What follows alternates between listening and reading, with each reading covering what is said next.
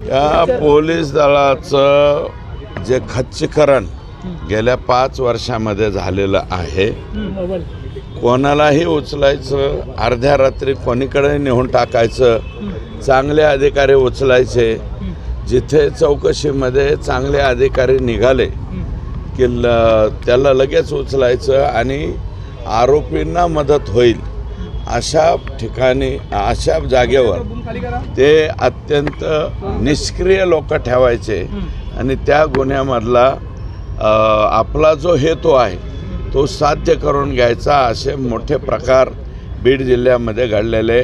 त्यातलं एक प्रकरण महादेव ॲपच्या बाबतीतलं आहे आणि माझ्या मतदारसंघातलं एक टोकाचं गाव आहे टेंभुर्णी. या टेंभुर्णी गावाच्या तिथं एकाच व्यक्तीच्या नावावर गोविंदजी 9 अब्ज रुपयाचं ट्रान्झॅक्शन झालंय. 9 अब्ज. आता तुम्ही म्हणता 100 कोटीच्या वरती घोटाळा झाला तर ईडीची चौकशी लागली पाहिजे.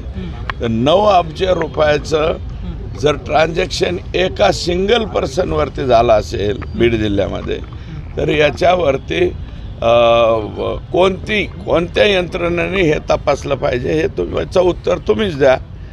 एवढ्याल्या गंभीर प्रकरणामध्ये तिथं काम करणारे 2 अधिकारी होते. मी काय नावं इथं सांगू शकत नाही.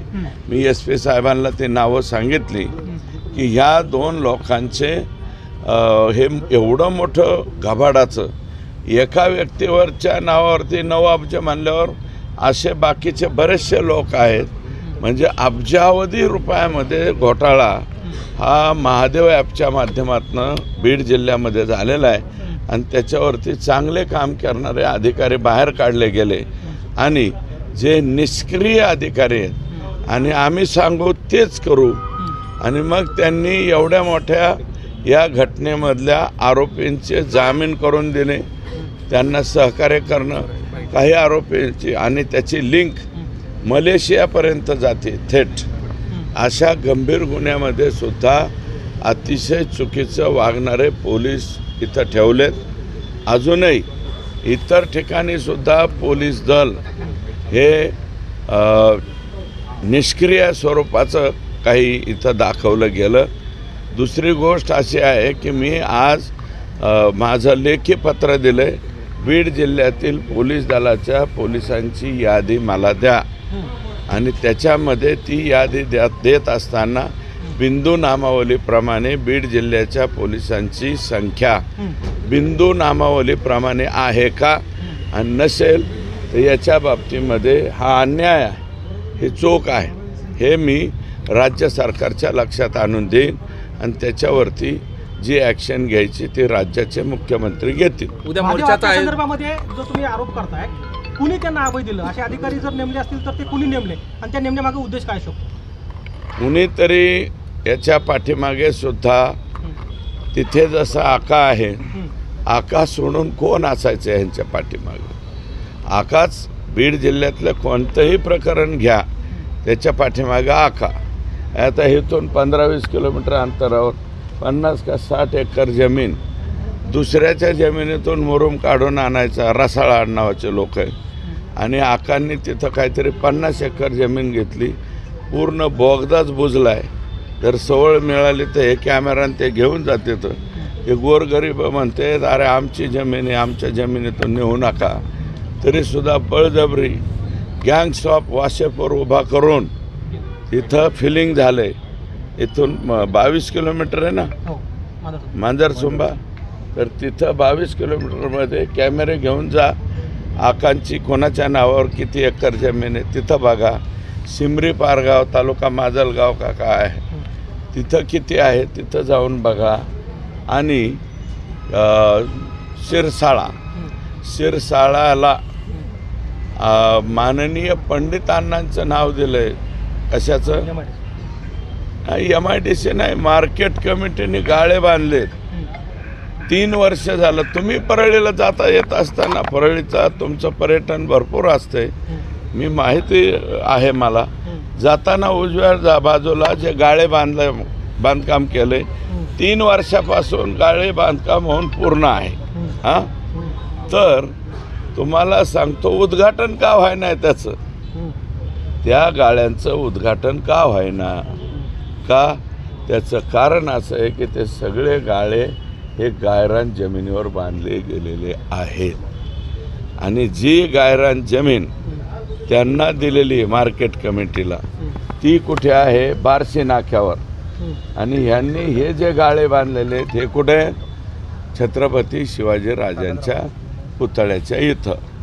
अशा पद्धतीने ते बांधले, त्याचं धड उद्घाटन करता येत नाही.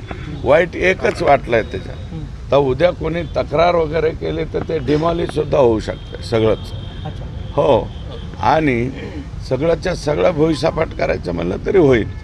आणि जे कोणी इथले निसार पट्टेदारांच्या बद्दल मी कालच बोललो आहे, मी परत बोलणार नाही, परंतु माझ्या मते 1400 एकरच्या आसपास गायरान जमीन एकट्यात हे जे गाव आहे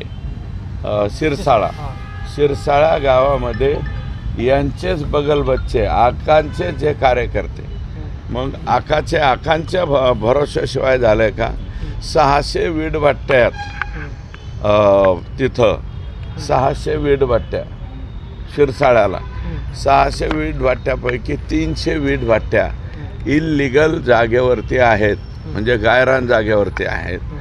त्याच्यानंतर तिथे एक मंदिर होतं, देवीचं मंदिर का कशाचं, त्या मंदिराला जवळपास 8 एकर जागा होती. आता 8 एकर जागा गायरानामध्ये होता, ते जमीन 8 एकर जागा होती. आता 8 एकर जागेपैकी त्या देवीला जायलाच रस्ता राहिला नाही.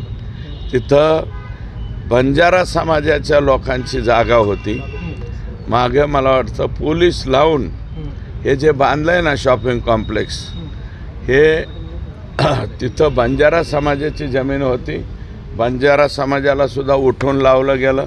पारधी समाजाचे गोरगरिबांचे घरं बांधलेले होते, गायरानावर होते, ते काढून टाकले आणि यांनी तिथं शॉपिंग कॉम्प्लेक्स उभारलं आहे. बंजारा समाजाचं एक मारुतीचं मंदिर आहे, त्याला दर्शनाला जायला सुद्धा रस्ता ठेवलेला नाही. तुम्ही पॅटर्न म्हणतो, आता हा बंजारा नवीन कोणता पॅटर्न आमचे आका आणि हे वापरतायत हे जरा आम्हाला समजून सांगितलं तर बरं होईल. आम्ही त्यांच्यापेक्षा कदाचित लहान असतो राजकारणात. तर हा नवीन पॅटर्न जो वापरलेला आहे, बंजाराला हाकलायचा, तिथल्या पारधी समाजाला हाकलायचा, हां, आणि खोटं नाटं यांच्या येनोशा नाही दिल्या, खोटं नाटं काही नाही करून दिलं. तर त्या निसार पट्टेदारचाच पोरगा अपक्ष सरपंच झाला होता तिथं, तर त्याचं वय कमी आहे याचं नाटक दाखवून त्याला त्याचे सरपंच पद बी घालवलं. आणि एक मला वाटतं लोढा का काय नावाची फॅमिली, माननीय रामदास नारायणराव राणे हे महसूल मंत्री असताना आनंद नावाचे चॅरिटेबल ट्रस्ट त्यांच्याकडून 2.5 हेक्टर जमीन त्यांना मिळाली. Road touch